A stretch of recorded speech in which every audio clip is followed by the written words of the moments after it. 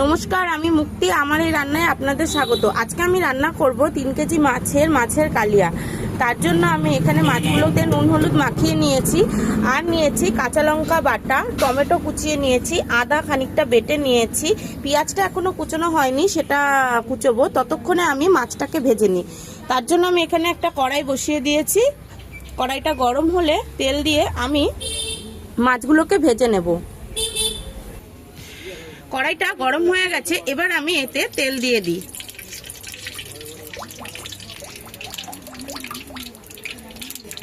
এটা আমি তেল দিয়ে দিয়েছি, এবার তেলটা গরম হোক।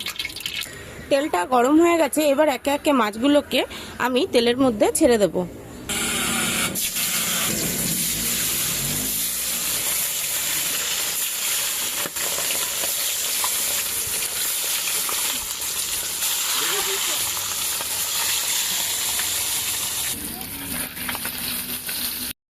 মাছগুলোকে ভেজে তুলে নেওয়া হয়েছে। মাছের কালিয়াটা করার জন্য আমি কড়াইয়ে তেল দিয়ে দিয়েছি। এবার এতে দাও, জিরে দিলাম আর তেজপাতা দেওয়া হলো। দিয়ে দেওয়া হলো গোটা গরম মশলা। এবার দেওয়া হচ্ছে পেঁয়াজ, ফোড়ন দেওয়া হলো। পেঁয়াজটা ফোড়নে দিয়ে দিয়েছি। এবার পেঁয়াজটা একটু হালকা করে ভেজে নেওয়া হবে। এবার তেলের মধ্যে টমেটোটাই দিয়ে দেওয়া হলো। এইবার পেঁয়াজ আর টমেটোটা একসাথে ভালোভাবে কষানো হবে, যাতে এটা গ্রেভি বের হয়ে যায়। এবার আমি একে একে সব মশলাগুলো সব দিয়ে দেব। প্রথমেই দিয়ে দিচ্ছি রসুন বাটা।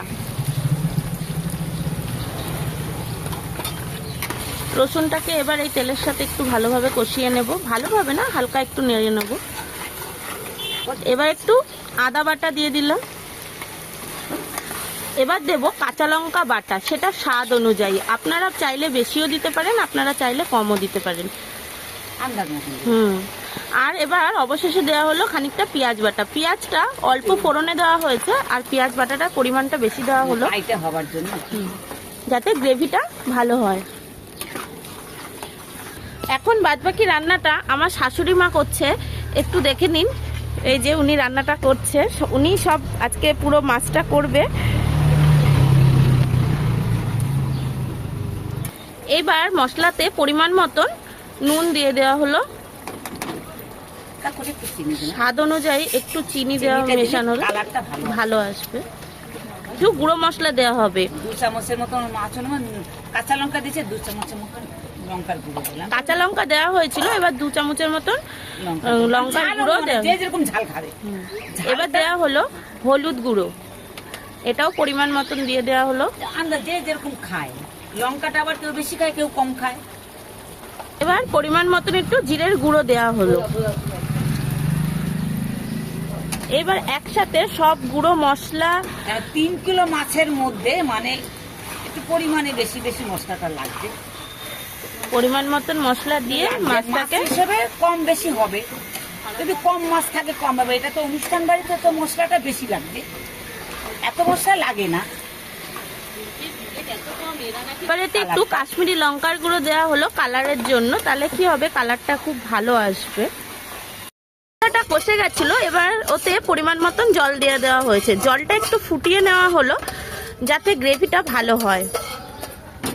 আমরা অনুষ্ঠানের তরকারিতে বেশি বেশি করছি তরকারিটা।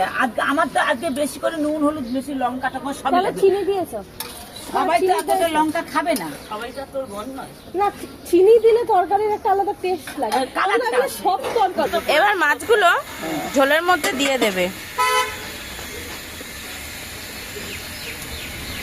মাই যাই রান্না করে তাই ঠিক লাগে।